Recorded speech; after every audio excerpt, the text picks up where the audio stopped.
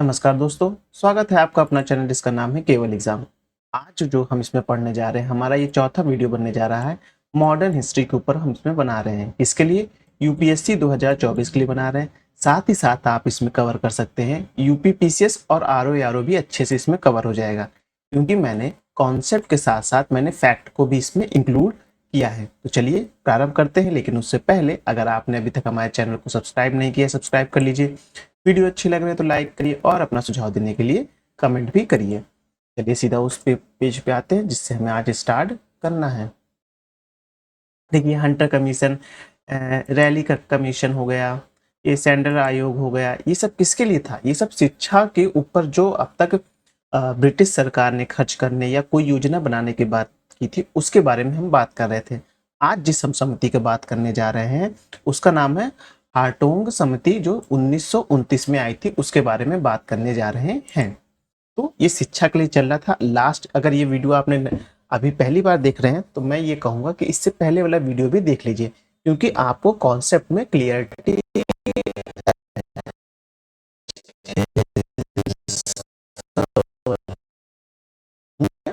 आने लगेगी।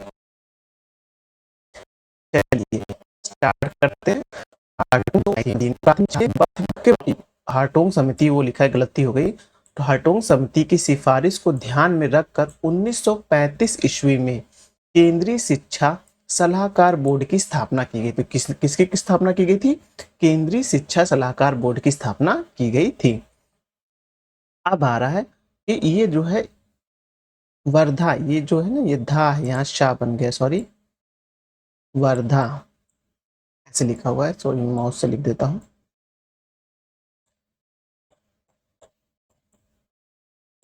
वर्धा आयोग है ये, ठीक है। आगे देखते हैं वर्धा आयोग में क्या क्या इंपॉर्टेंट है। एक पहला ये ध्यान रख लीजिए कि 1937 से 1938 के बीच आया था। ये जो हम लोग लाइन से देख रहे हैं, जितने भी आयोग आए हुए हैं, इनका आप एक क्रम याद करिए। पीसीएस और आरओ में क्या करा, आजकल ये क्रम से लगाने की बात आ जा रहा है, कौन पहले आया। ऐसे वुड डिस्पैच आया 1954 में, फिर हंटर कमीशन आया 1982 में, उसके बाद देखेंगे रैली कमीशन 1902 में आया, सैंडल आयोग 1917 में आया, हार्टोंग समिति 1929 में आई।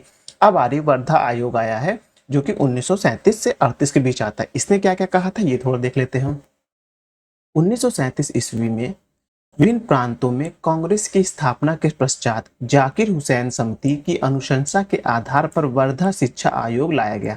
ये विभिन्न प्रांतों में कांग्रेस की स्थापना कैसे हुई थी? 1935 के जो अधिनियम आया था उससे चुनाव हुआ था। उससे जो विभिन्न प्रांतों में चुनाव हुआ था, तो उसमें कांग्रेस की सरकार आई थी। ज्यादातर प्रांतों में कांग्रेस सरकार है। तो उस जो पूरा केंद्र में जब आप देखेंगे सरकार आ जाएगी, तो उसने क्या किया था? शिक्षा में बदलाव के लिए एक आयोग लाया था। अब उस आयोग के अध्यक्ष कौन थे?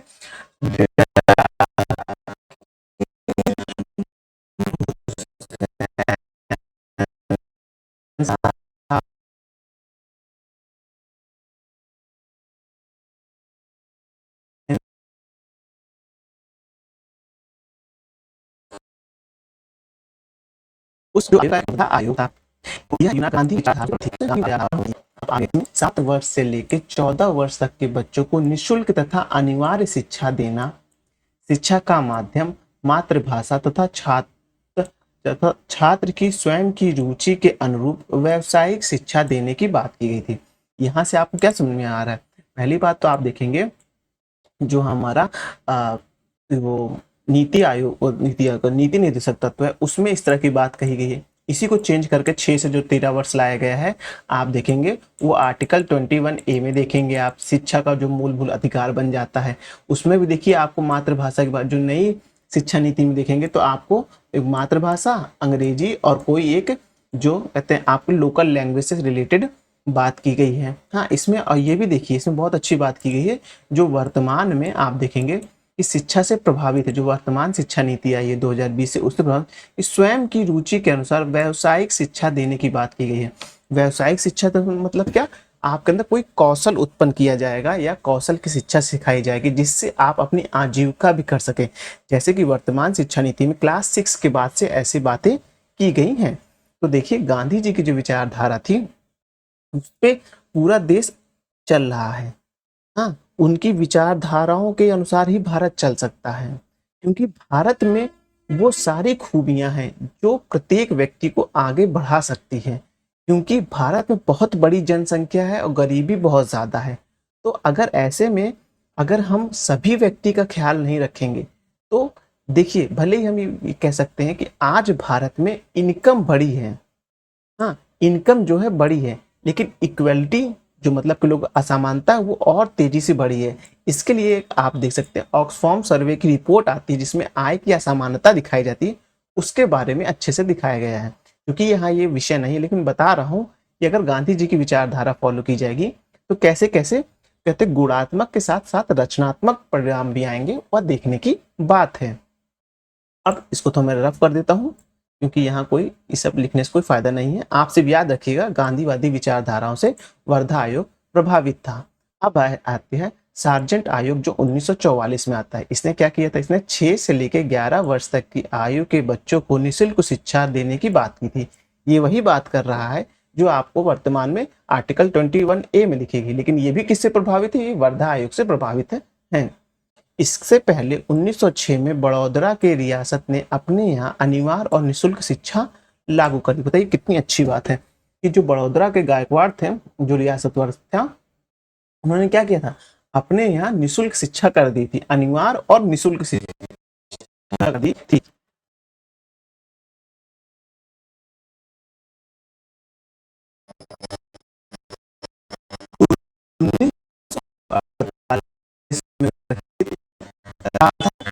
आयोग की समिति के अनुशंसा पर की गई थी। अब इस समिति का गठन कब हुआ था? 1948 में हुआ था। आगे देखते हैं, महिला शिक्षा के विकास के लिए पहली बार सरकारी स्तर पर प्रयास 1854 ईस्वी के वुड डिस्पैच में किया गया था।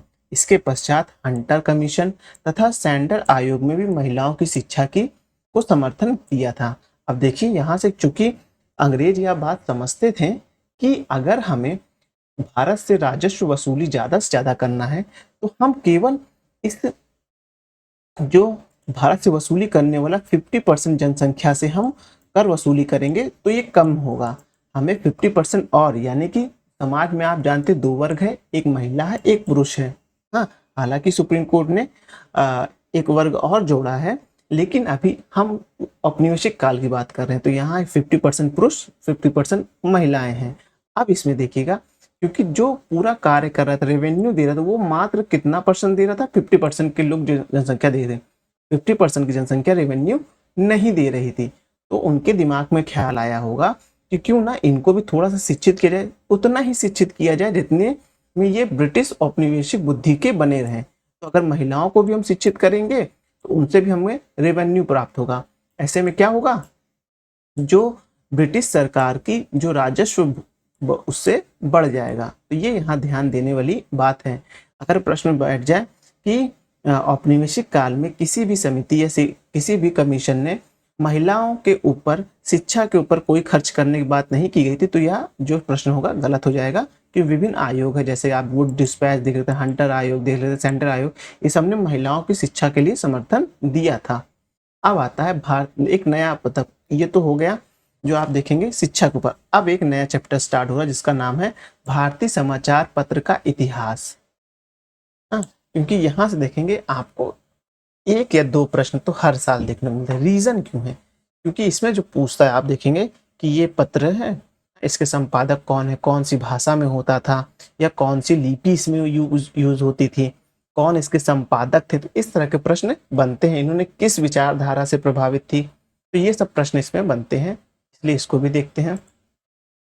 भारत में समाचार पत्रों का विकास यूरोपीय लोगों के आगमन के पश्चात संभव हुआ। भारत में प्रिंटिंग प्रेस की शुरुआत पुर्तगालियों ने 16वीं शताब्दी में की थी। जेम्स अगस्टन हैकिंस द्वारा प्रकाशित किया गया द बंगाल गजट भारत में प्रकाशित होने वाला पहला अखबार है। तो पूछा जाएगा कि भारत में प्रकाशित होने वाला पहला अखबार कौन है? हिंदी इंग्लिश नहीं, जाहिर सी बात इंग्लिश में ही होगा। पहला जो आप देखेंगे अखबार है वो द बंगाल गजट है, जिसके संपादक कौन है? अगस्टन हिकिंस हैं। और उसके बाद देखेंगे गंगाधर भट्टाचार्य द्वारा प्रकाशित बंगाल गजट किसी भी भारतीय द्वारा प्रकाशित किया गया पहला अखबार है। तो अगर पूछा जाए कि भारतीय द्वारा कौन वह पहले भारतीय का नाम बताइए जिसने पहला अपना अखबार निकाला था, वह थे गंगाधर भट्टाचार्य साहब थे। उन्होंने एक अखबार निकाला जिसका नाम था बंगाल गजट। लेकिन द बंगाल गजट किसने निकाला था? हेकिंस ने निकाला था। जेम्स बकिंगम एक मिनट रुकिएगा, निकाला था जेम्स बकिंगम द कलकत्ता, ये है ना जेम्स हो गई थे होगा ना, यहाँ द है, द कलकत्ता जर्नल के संपादक थे। स्वतंत्रता और तटस्थ पत्रकारिता के कारण उन्हें इंग्लैंड निर्वासित कर दिया गया, निर्वाचित कर दिया गया था, यहाँ लिख गया है लेकिन सा होगा, निर्वासित कर दिया गया था। भारत में राष्ट्रीय प्रेस को बढ़ावा देने का कार्य राजा राम मोहन राय ने किया था।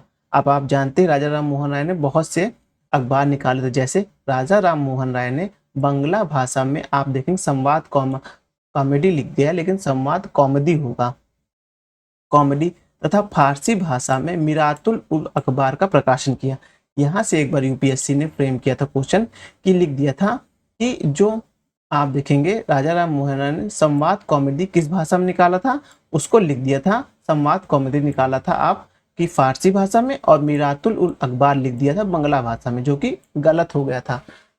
हाँ, इस तरह के क्वेश्चन भी आपको, ये जो बहुत हिडन और बहुत ही एकदम सटीक नॉलेज है, ये भी आपको पता होना चाहिए, क्योंकि ये यूपीएससी का शुरू से ये रवैया रहा है कि शब्दों के साथ छेड़खानी करता है और बहुत ही माइनर मिस्टेक कराकर क्वेश्चन गलत कर देता है।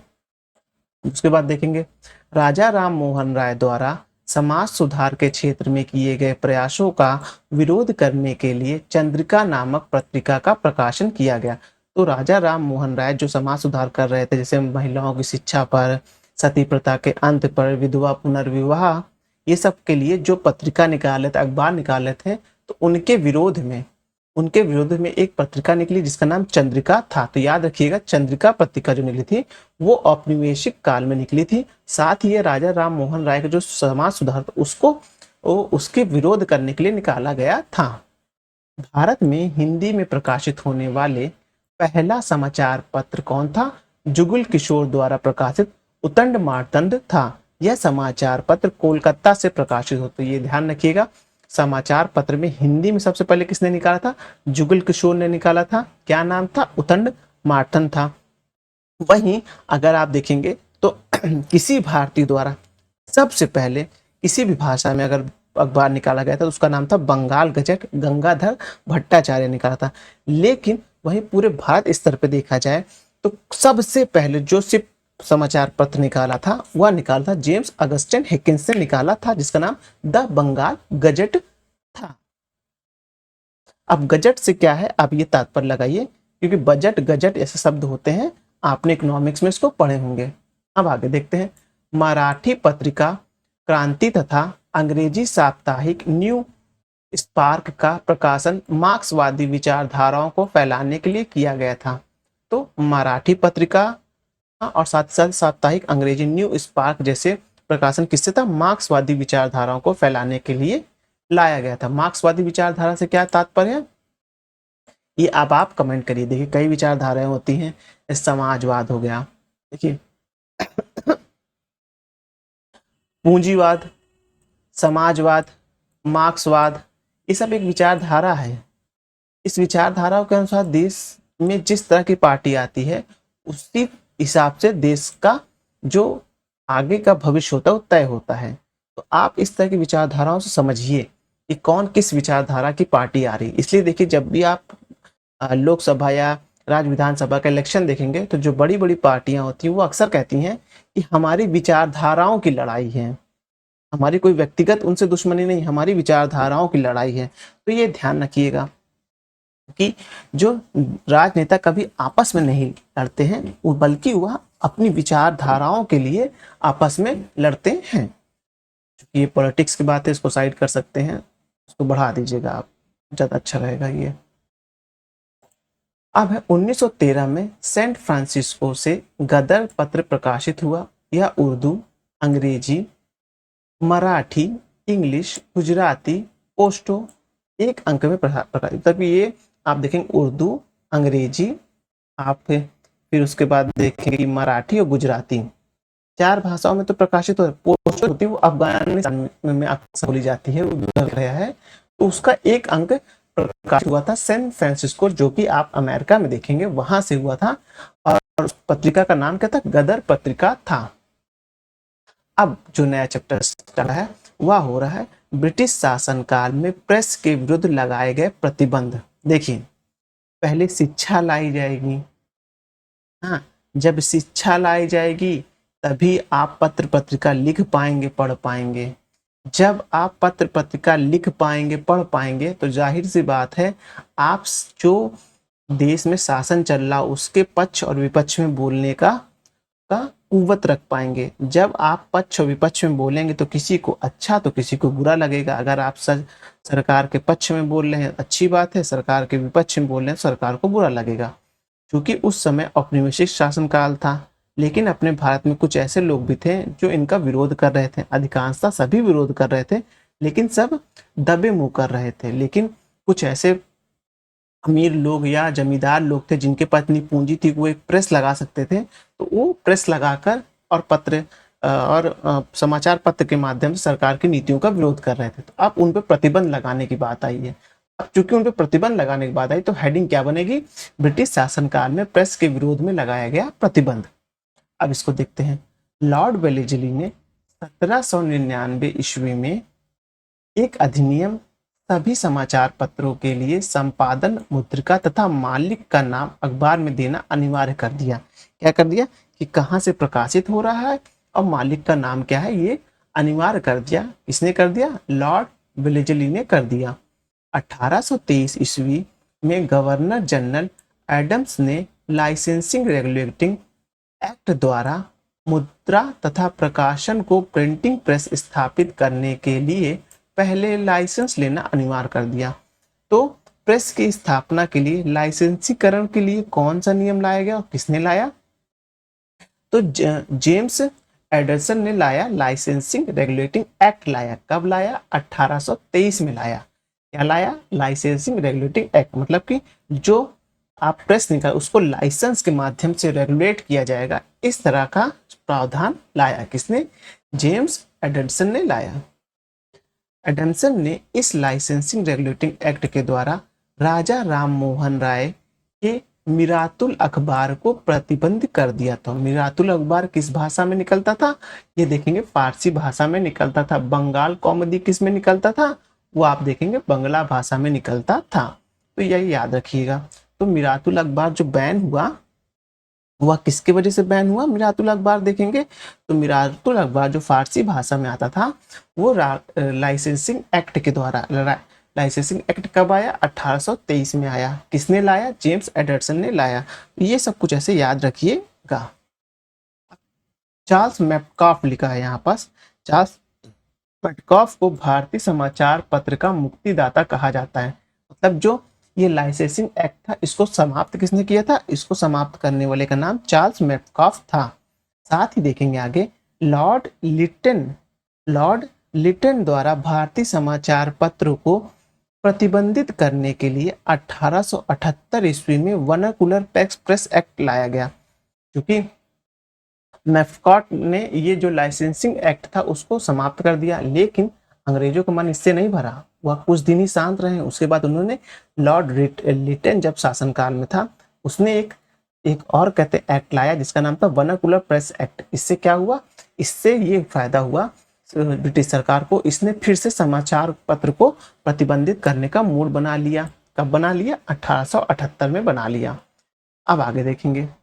इस एक्ट के द्वारा जिला मजिस्ट्रेट को यह अधिकार था कि वह भारतीय भाषा में प्रकाशित होने वाले अखबार के संपादक से एक बंद पर हस्ताक्षर करा ले और सरकार विरोधी सामग्री प्रकाशित नहीं करेगा। यानी कि एक अनुबंध, यानी कि एक स्टाम्प पे मान लीजिए उस पर लिखवा लेगा। अगर किसी को भी अपना प्रेस लगाना है वो स्टाम्प पे लिखवा लेगा कि हाँ भाई, अब अगर हम कोई भी चीज सरकार के विरुद्ध नहीं छापेंगे, साथ ही साथ हम इसमें सरकार की आलोचना नहीं करेंगे, इस तरह का स्टेटमेंट लिखवा के तभी उनको लाइसेंस दिया जाता था। किसने किया था ये चार्ल्स नहीं लॉर्ड लिटन ने किया था। अब 1921 में देखेंगे कि 1921 से स्टार्ट करना है। 1921 ईस्वी में समाचार पत्रों से जुड़े सभी कानूनों की समीक्षा के लिए तेज बहादुर शाह पूर्व की अध्यक्षता में एक प्रेस समिति का गठन हुआ। तो आपको पता है जो तेज बहादुर सप्रू थे, यहाँ शाह लिख गए हैं, वह जो अगर आप प्रयागराज में हैं और प्रयागराज में आपको इस नाम से कई रोडें मिल जाएंगी और एक हॉस्पिटल है बहुत बड़ा सरकारी हॉस्पिटल जिसका नाम बेली हॉस्पिटल है, लेकिन उसे उसका जो असली नाम है वो तेज बहादुर सप्रू हॉस्पिटल है। तो उनके नाम से ये आपको देखने को मिलेगा। तो ये वही थे जिन्होंने समाचार पत्र से जुड़ी जितने भी कानून थे जैसे कि वर्नाकुलर प्रेस एक्ट, ये सब की समीक्षा के लिए एक समिति का चयन हुआ। उस समिति में वे एक सदस्य थे जिनका नाम तेज बहादुर सप्रू था। 1931 ईस्वी में इंडियन प्रेस इमरजेंसी एक्ट पारित करके राष्ट्रीय कांग्रेस के विषय में समाचार प्रकाशित करना वैध घोषित कर दिया गया। 1947 ईस्वी में प्रेस इंक्वायरी कमेटी की स्थापना कर इस बात की जांच करने के आदेश दिए गए कि समाचार पत्रों में प्रकाशित होने वाली इसी सामग्री या द्वारा संविधान में वर्णित मौलिक अधिकार का हनन ना हो। मतलब कि कुल मिलाकर इसको अब राष्ट्र की तरफ से मोड़ने लगे थे। अब हम देखने जा रहे हैं कुछ समाचार पत्र स्वतंत्रता आंदोलन से संबंधित पत्र एवं पत्रिकाएं देख लें, ये थोड़ा इंपॉर्टेंट है, इन्हीं से क्वेश्चन अक्सर फ्रेम होता है। जैसे संवाद कौमुदी और मिरातुल अखबार किसने निकाला था? राजा राम मोहन राय ने निकाला। संवाद कौमुदी बंगाली भाषा में, मिरातुल अखबार जो था वो फारसी भाषा में था। तो जो लाइसेंसिंग एक्ट लाया गया था आप देखेंगे उस लाइसेंसिंग एक्ट के माध्यम से जो ये मिरातुल अखबार को बैन कर दिया गया था। आपको पता है 1823 में लाया था किसने? जनरल एडम्सन ने लाया था। अब है सोम प्रकाश, किसने लाया? कौन इसके संपादक थे? ईश्वरचंद विद्यासागर। अमृत बाजार पत्रिका के शिशिर कुमार घोष एवं Motilal Ghosh. Hindustan advocate of India, poverty and un-British rule in India, रफ्तार गुफ्तार किसका प्रकाशन है? दादा भाई नौरोजी का है। सत्यार्थ प्रकाश किसके हैं? दयानंद सरस्वती के। Home and the world Gitanjali किसके हैं? रविंद्रनाथ टैगोर। आनंद मठ देवी चौधरानी किसकी है? बंकिम चंद्र चट्टोपाध्याय की है। नील दर्पण दीन बंधु मित्र की है। अभ्युदय लीडर और हिंदुस्तान मदन मोहन मालवीय के हैं। इंडियन मिरर मिरर वाम बोधनी केशव चंद्र सेन की है। इंडिपेंडेंट किसकी है? मोतीलाल नेहरू की है। केसरी मराठा गीता रहस्य किसकी है? बाल गंगाधर तिलक की है। इंडिपेंडेंट को याद रखिएगा, जैसे कि जब इंडिपेंडेंट हुआ था वो मोतीलाल नेहरू के द्वारा एक प्रकार से बात की गई थी, लेकिन मोतीलाल नेहरू ने डोमिनियन स्टेट की बात की थी। तो थोड़ा सा ध्यान रखिएगा इसको। अब है कामरेड या हमदर्द, ये मोहम्मद अली की थी। किसकी थी? मोहम्मद अली की थी। आगे भी है देखेंगे। कर्मयोग, युगांतर, Vande Mataram, Savitri, life divine, new देखेंगे न्यू लैंपस फॉर ओल्ड किसकी है? अरविंद घोष की है। यहाँ थोड़ा ब्लर है लेकिन मैं बोल दे रहा हूँ, आप सुन लीजिएगा अच्छे से और कहीं हो सके तो नोट कर लीजिएगा। सुधारक और नेशन जो है किसकी है? गोपाल कृष्ण गोखले की है। गुलामगिरी ज्योतिबा फूले की है। ये अक्सर पूछा गया है, खासकर यूपीपीसीएस में 2 बार लगातार 21-22 में क्वेश्चन आ चुका, लगातार आया है कि गुलामगिरी किसके लेखक है, किसके समाचार पत्र का था? तो ज्योतिबा फूले का था। अब बहिष्कृत भारत डॉक्टर भीमराव अंबेडकर, ये भी कई बार बोला जा चुका है। अब है a nation in making Bengali, Surendranath Banerjee की है। कॉमनवेल्थ न्यू इंडिया एनिमेशन की है। कॉमनवेल्थ और न्यू इंडिया दोनों याद रखिएगा। और यंग इंडिया किसकी है? यंग इंडिया आप देखेंगे गांधी जी का है। इंडियन डिवाइडेड ये राजेंद्र प्रसाद का है। Unhappy India the peoples the Punjabi, Vande Mataram Lala Lajpat Rai. Young India Harijan, Navjivan, Hind Swaraj, my my experiment with true किसकी है? ये आप देखेंगे महात्मा गांधी की है। इसमें से आप देखेंगे वो वर्तमान समय में जो पूछा जा रहा है वो नवजीवन और स्वराज जैसा, हिंद स्वराज जैसी पुस्तक का नाम पूछा जा रहा है समाचार पत्रों का। अब है इंडिया विंस फ्रीडम, गुलाब ए खातिर अल हिलाल किसकी है? अबुल कलाम आजाद का था। Discovery of India, agreement of the world history, मेरी कहानी, नेशनल हेराल्ड किसकी है? वह जवाहरलाल नेहरू के बारे में देखने को मिलेगा। इंडिया फॉर इंडियंस, चितरंजन दास, ये बहुत इंपॉर्टेंट, ध्यान रखिएगा। एक मिनट रुकिए माउस का। ये इंडिया फॉर इंडियंस किसके लिए है? ये चितरंजन दास का है, ये ध्यान रखिएगा, क्योंकि इसी मूवमेंट से आपको कई वाक्य मिलने को सुनने को मिलेंगे। अभी कुछ सालों पहले आपको सुनने को मिल रहा था कि महाराष्ट्रियों के लिए और अमेरिका फर्स्ट, ये सब तो थोड़ा मिलता जुलता स्लोगन याद ध्यान रखिएगा कि इंडिया फॉर इंडियंस किसका है? चितरंजन दास का है। अब उसके बाद देखेंगे हिस्ट for self culture, Lala Lajpat Rai. Indian unrest, Wellington Chirol, इन्होंने ही क्या कहा था? बाल गंगाधर तिलक को अशांति का जनक कहा था। War of India independence, Veer Savarkar का है। कांग्रेस का इतिहास, पट्टाभी सीतारमैया का है। इंडियन स्ट्रगल किसने लिखा है? सुभाष चंद्र बोस ने लिखा। फ्री हिंदुस्तान, तारक नाथ दास ने लिखा। द रिवोल्यूशनरी बंद, और उसके बाद बंदी जीवन, सचिंद्र नाथ सन्याल ने लिखा है। हिंदू पैट्रियट, वो हरिश्चंद्र मुखर्जी ने लिखा है। The Hindu, GS. अय्यर एवं वीर राघवाचार्य ने लिखा है। इंडियन सोशलॉजिस्ट किसने लिखा है? श्यामजी कृष्ण वर्मन ने लिखा है। आगे भी है, सभी चीज जो इम्पोर्टेंट जितने भी थी संपादक और पत्रिकाएं मैंने एक जगह कलेक्ट करके एक बुक में था वहां से निकाल दिया है। युगांतर, वरिंद्र कुमार घोष एवं भूपेंद्र दास। काल को जो लिखा था वो परांजय पे ने लिखा था। भारत श्रमजीवी, शशिपद बनर्जी ने लिखा। हाँ, फिलॉसफी ऑफ बम किसने लिखा था? फिलॉसफी ऑफ बम भगवती चरण बोहरा ने लिखा था। द सोशलिस्ट, श्रीपद अमृत डांगे ने लिखा था। भवानी मंदिर, वर्तमान राजनीति, वरिंद्र कुमार घोष ने लिखा था। ये देखिए, भारत माता अजीत सिंह ने, ये इंपॉर्टेंट है, अभी हाल ही में कोई परीक्षा हुई तो उसमें ये प्रश्न पूछा था, भारत माता किसने लिखी थी? तो अजीत सिंह ने लिखी थी। वंदे मातरम, मैडम कामा भीकाजी कामा ने लिखी थी। संजीवनी आप देखेंगे तो कृष्ण कुमार मिश्र ने लिखी थी। इंडियन मुसलमान, डब्ल्यू हंटर ने लिखी थी। वाइल्ड सोशलिज्म, जयप्रकाश नारायण ने लिखी थी। इकोनॉमिक हिस्ट्री ऑफ इंडिया, आर.सी. दत्त ने लिखी थी। अक्सर लोग इसमें क्या दादा भाई नौरोजी टिक कर देते हैं, ये कई बार आ चुका है, लेकिन ध्यान रखिएगा इकोनॉमिक हिस्ट्री ऑफ इंडिया किसने लिखी थी? आर.सी. दत्त ने लिखी थी। तहजीबुल अखलाक किसने लिखी थी? सैयद अहमद खान ने लिखी थी। इस प्रकार से जो समाचार पत्र पर प्रतिबंध लगाया गया था या समाचार पत्र के बारे में जो जो प्रश्न अब तक बने हैं उनका संकलन करके एक नोट्स के रूप में मैंने यहाँ प्रकाशित कर दिया है। अब आगे हम जो एक नया हेडिंग देखने जा रहे हैं वह 19वीं सदी में सामाजिक एवं धार्मिक आंदोलन के बारे में देखने जा रहे हैं, लेकिन उससे पहले हम थोड़ा समय देख लें कितना हो रहा है। अभी 28 मिनट हो रहा है। तो हमारा ये प्रयास रहेगा कि ये चैप्टर क्लोज करने के बाद फिर हम आगे बढ़ें। चलिए, अब देखिए हेडिंग 19वीं शताब्दी में सामाजिक एवं धार्मिक आंदोलन, मतलब क्या क्या आंदोलन हुए थे, समाज में कैसा बदलाव हुआ था, इसके बारे में यहाँ जानकारी दी गई है।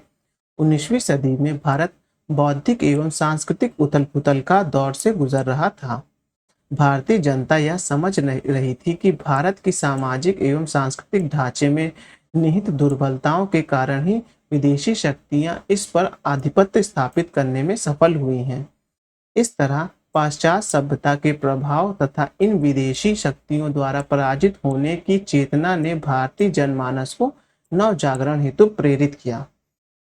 ये जो पूरा लिखा है बहुत ही क्लिष्ट भाषा में लिखा है, मैं आपको उसको सिंपल भाषा में समझाता हूँ, लेकिन आप जब मेंस लिखेंगे तो इस तरह की ही भाषा का उपयोग किया जाता है।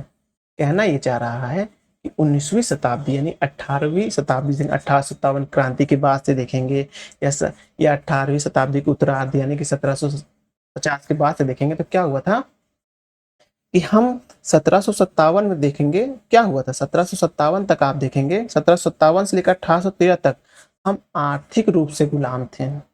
लेकिन जब 1813 में शिक्षा के लिए 1 लाख रुपए खर्च किया गया और शिक्षा में विभिन्न प्रकार की समितियां लाई गई, उससे क्या किया गया, उससे भारत के बौद्धिक एवं सांस्कृतिक रूप से आप देखेंगे तो बदलाव आया। बदलाव कैसे आया कि वो लोगों की विचारधाराओं को बदल दिया गया। एक मिनट रुकिएगा, क्योंकि अब ये हो गया था कि भारत में लोगों को बौद्धिक और सांस्कृतिक रूप से भी उनको ये बताना है, उनके अंदर ये जहन में बैठा देना है कि आप पैदा ही हुए हैं गुलामी करने के लिए, आपके अंदर ज्ञान का अभाव है, आपके अंदर ज्ञान है ही नहीं। हम वो अंग्रेज हैं, हम वो गोरे प्राणी हैं जिनको ईश्वर ने ये बोला है कि हम जाएं और आपको शिक्षित करें, आपको सभ्य करें। ऐसी विचारधारा को फैलाने के लिए क्या किया गया था, ये बौद्धिक और सांस्कृतिक रूप से जो है भारतवासियों को जकड़ने के लिए ऐसी नीति बनाई जा रही थी। उसी के लिए ही गांधी जी ने भी ये बोला था कि भारतवासियों को केवल अंग्रेजों से स्वतंत्र नहीं करना है, उनकी मानसिकता से भी स्वतंत्र करना है। क्योंकि जो हिंदुस्तानी थे वो ये मान बैठे थे कि हम तो गुलामी के लिए ही पैदा हुए हैं, हमने तो केवल सेवा भाव के लिए ही पैदा हुए हैं, हम केवल मार खाने के लिए ही पैदा हुए हैं। तो इस तरह की विचारधारा भारतवासियों के जहन में बैठ गई थी, क्योंकि उनको बताया गया कि तुम्हारा समाज बहुत पिछड़ा है, तुम सांप पकड़ने वाले लोग हो, बीन बजाने वाले लोग हो, तुम्हें पहनने का ढंग नहीं, तुमको खाने का ढंग नहीं। ये सब उनको बताया गया अंग्रेजों के माध्यम से, क्योंकि अंग्रेज जान गए थे कि हम केवल आर्थिक रूप से गुलाम भारत को कुछ वर्षों के लिए ही बना सकते हैं, लेकिन अगर हम भारत के लोगों के अंदर बौद्धिक और सांस्कृतिक रूप से भी गुलाम बना देते हैं तो वो स्वतंत्रता की मांग ही नहीं करेंगे, तो स्वतंत्रता होगी कहां से। इसी का ही आप प्रारूप देखेंगे वर्तमान में। जब अब भारत में आजादी हुई तो गांधी जी ने कहा था, गांधी जी ने नहीं, मेरे ख्याल से सुभाष चंद्र बोस ने कहा था कि हम नहीं, वल्लभ भाई पटेल ने बताया कि हम राजनीतिक रूप से तो स्वतंत्र हो गए हैं, लेकिन अभी तक हम कहते हैं बौद्धिक एवं सांस्कृतिक रूप से स्वतंत्र नहीं हुए हैं। एक मिनट रुकिएगा, वीडियो रोकेंगे।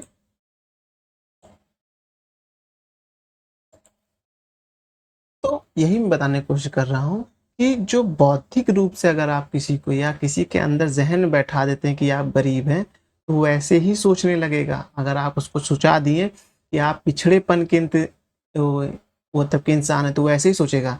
मैं किसी जाति को या किसी धर्म को टिप्पणी नहीं कर रहा हूँ, लेकिन ये जो देखा गया है, जो हमारे शेड्यूल कास्ट के लोग हैं उनको अपर कास्ट के लोगों ने ये शुरू से एहसास दिला दिया है कि तुम पिछड़े हुए हो।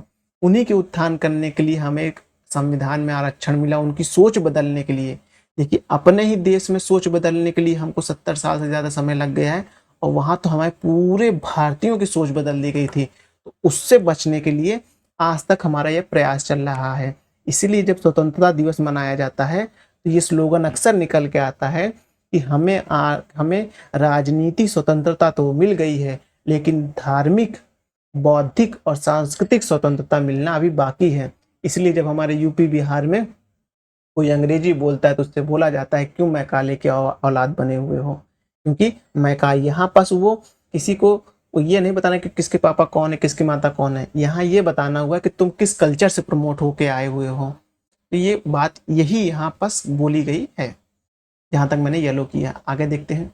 यूरोपियों के आगमन के पश्चात बाहरी संस्कृति के फैलाव के कारण भारतीयों के लिए यह जरूरी हो गया था कि वे अपने धार्मिक एवं सांस्कृतिक जीवन में अंतर्निहित कमजोरियों को तलाश करें तथा उन्हें दूर करने का प्रयास करें। विलियम्स जोन्स तथा मैक्स मूलर जैसे पश्चिमी विद्वानों ने भारत के विभिन्न ऐतिहासिक ग्रंथों का अध्ययन कर भारतीय संस्कृति को श्रेष्ठ बताया। इससे भारतीयों के मन में आत्मगौरव एवं आत्मसम्मान की भावना का विकास हुआ। देखिए, James William Jones Max Muller, ये दोनों को याद रखिएगा। ये दोनों कैसे हैं, ये भारत के उत्थान के लिए भारत के वेदों का अध्ययन किए थे, ग्रंथों का अध्ययन किए थे। कभी कभी क्या होता है, ऐसा सेंटेंस बन के आ जाता है यूपीएससी में या यूपीपीसीएस में, लिख देगा इन दोनों कैसे थे, ये दोनों जो है पश्चिमी शिक्षा से प्रभावित थे, वह पश्चिमी साहित्य को प्रमोट करते थे, जो कि गलत हो जाएगा। अब आगे है कि विलियम जोन्स ने 1784 ईस्वी में एशियाटिक सोसाइटी की स्थापना की। इसने की, विलियम जोन्स ने वे जो सोसाइटी की स्थापना की, कब, 1784 में। 1773 में देखेंगे रेगुलेटिंग एक्ट आता है, उसके बाद विलियम जोन्स ने एक एशियाटिक सोसाइटी स्थापित करता है। ये पहले ही हम लोग पढ़ चुके हैं, स्थापना की, जिसमें भारत के अतीत को प्रकाश में लाने का प्रयास किया गया। चार्ल्स विल्किंस ने गीता, ये तो प्रश्न आया था 2021 या 22 के पीसीएस में, प्रश्न आ चुका है कि गीता का अनुवाद अंग्रेजी में किसने किया था, चार्ल्स विल्किंस ने किया था, अंग्रेजी में अनुवाद किया, तथा विलियम जोन्स ने अभिज्ञान शकुंतलम एवं ऋतु संहार का अंग्रेजी में रूपांतरण किया। ये जो है आप लाइन देख रहे हैं, यह पीसीएस की परीक्षा की फेवरेट लाइन में से एक है। अब जो एक नए जो आ रहा है कि भारत में जो भी विचारधाराओं को बदलने के लिए प्रयास किए गए, या जो जो व्यक्तियों ने प्रयास किए, उनके बारे में ये आज हम पढ़ने जा रहे हैं। आगे से आप पता पढ़ रहे हैं कि किन किन महापुरुषों ने भारत में जो उसकी रूढ़िवादिता थी भारत में, उसको हटाया और भारत में वास्तविक विचारधारा को जो प्रसार करने में सहायक हुए व्यक्ति, उनके बारे में हम पढ़ने जा रहे हैं। जिसमें से सबसे पहले है राजा राम मोहन राय। इनके बारे में पढ़ना बहुत ज़रूरी है, इनसे क्वेश्चन जरूर फेम होते हैं। आप घटना चक्र या पूर्वावलोकन उठा के देखेंगे तो करीबन सिर्फ इसी ना, करीबन इनसे ही क्वेश्चन आपको कम 70 से 80 क्वेश्चन पूछे जा चुके हैं अब तक परीक्षाओं में। चलिए इनको देखते हैं। राजा राम मोहन राय को आधुनिक भारत का प्रथम नेता, नव जागरण का अग्रदूत तथा भारत में सुधार आंदोलन का मुख्य प्रवर्तक मानते हैं। इन्होंने पाश्चात्य चिंता एवं सांस्कृतिक का गहन अध्ययन किया तथा पाया कि पश्चिमी संस्कृति के अच्छे मूल्यों को आत्मसात कर ही उन्हें भारतीय समाज में पुनरुत्थान हो जाएगा। यानी पश्चिमी मूल्यों में जो अच्छी, देखिए कोई भी सभ्यता खराब या कोई भी सभ्यता बुरी नहीं होती है, बस ये डिपेंड करता है कि वह सभ्यता किस पर्यावरण भेष में है, वहाँ की जियोग्राफिकल लोकेशन क्या है, ये देखनी पड़ती है।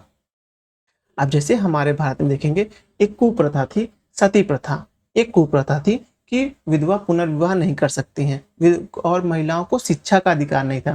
तो राजा राम मोहन राय ने ये सब चीज जो है भारत की कुप्रथा थी, इसे हटाया, पश्चिम से अडॉप्ट किया कि हाँ महिलाएं दोबारा विवाह कर सकती, सती प्रथा जैसा कोई कॉन्सेप्ट ही नहीं है।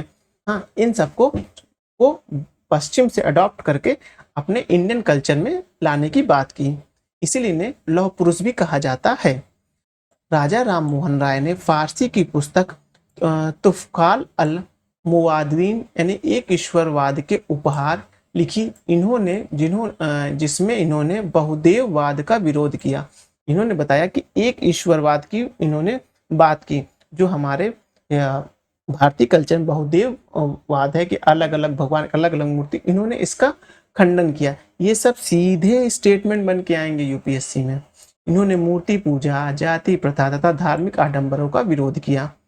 1820 ईस्वी में इन्होंने प्रेसिडेंस ऑफ जीसस नामक पुस्तक की रचना की, जिसमें इन्होंने न्यू टेस्टामेंट के नैतिक एवं दार्शनिक संदर्भों की प्रशंसा की।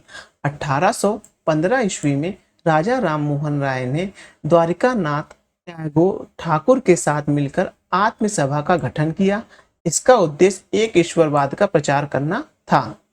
अब देखेंगे 1817 ईस्वी में कलकत्ता में स्थापित होने वाले हिंदू कॉलेज की स्थापना से भी जुड़े हुए थे। इन्होंने क्या किया था, कलकत्ता में यूनिटेरियन सोसाइटी की स्थापना की। 1825 में वेदांत कॉलेज की स्थापना की। 1828 में ब्रह्म समाज नामक संस्था बनाई। साथ ही कालांतर में ब्रह्म समाज को भी जानने मतलब कि बताया इन्होंने। अब उन्होंने किया कि सती प्रथा के खिलाफ आंदोलन की शुरुआत की तथा इन्हीं के प्रयास के बदौलत 1829 ईस्वी में विलियम बेंटिंग ने सती प्रथा पर प्रतिबंध लगाया। अब ये प्रश्न पूछा जाएगा, सती प्रथा प्रतिबंध किसने लगाया, तो विलियम बेंटिंग ने लगाया। मुगल बादशाह मुगल सम्राट अकबर द्वितीय ने राजा राम मोहन राय को राजा की उपाधि दी थी। 27 सितंबर 1823 ईस्वी को इनकी मृत्यु के पश्चात ब्रह्म समाज के कार्यभार महर्षि द्वारिकानाथ टैगोर के कंधे पे आ गया। द्वारिकानाथ टैगोर के पश्चात देवेंद्र नाथ टैगोर ने इस संस्था को पुनर्जीवित किया और 1843 में ब्रह्म समाज से जुड़े। इन्होंने फिर देखेंगे इनसे पूर्व देवेंद्र नाथ टैगोर ने 1839 ईस्वी में तत्वबोधिनी सभा की स्थापना की। इसी तत्वबोधिनी सभा से निकलने वाली तत्वबोधि पत्रिका को भारत में बांग्ला भाषा में सुव्यवस्थित अध्ययन को बढ़ावा भी दिया। अब है 1843 ईस्वी में देवेंद्र नाथ टैगोर ने ब्रह्म समाज का पुनर्गठन किया तथा ब्रह्म समाज में विधवा विवाह, बहु विधवा उन्मूलन, नारी शिक्षा, रैयत दशाओं को सुधार की बात की। फिर आते हैं 1857 में केशव चंद्र सेन ने ब्रह्म समाज के आचार्य नियुक्त किए गए। इनके प्रयास से संस्था ने अखिल भारतीय स्वरूप धारण कर लिया। तो ब्रह्म समाज का अखिल भारतीय स्वरूप किसके शासनकाल में आया? वो केशव चंद्र सेन के शासनकाल में आया। आगे चलकर 1865 ईस्वी में ब्रह्म समाज में विभाजन हो गया, जिसके फलस्वरूप यह आदि ब्रह्म समाज एवं भारतवर्षीय ब्रह्म समाज में विभाजित हो गया। देवेंद्र नाथ टैगोर से जुड़े समूह आदि ब्रह्म समाज तथा केशव नंद सेन से जुटे भारतवर्ष ब्रह्म समाज कहलाए। अब इनके बारे में यह है कि 1878 ईस्वी में ब्रह्म समाज में दूसरा विभाजन हो गया तथा साधारण ब्रह्म समाज की स्थापना तथा आनंद मोहन बोस के नेतृत्व में हुई। ब्रह्म समाज में दूसरे विभाजन का कारण केशव चंद्र सेन द्वारा ब्रह्म विवाह जो बहु विवाह का उल्लंघन करना था। तो ये अब समाप्त। अब नेक्स्ट वीडियो हम देखेंगे दयानंद सरस्वती से देखेंगे। चलिए वीडियो यहीं समाप्त करते हैं। धन्यवाद।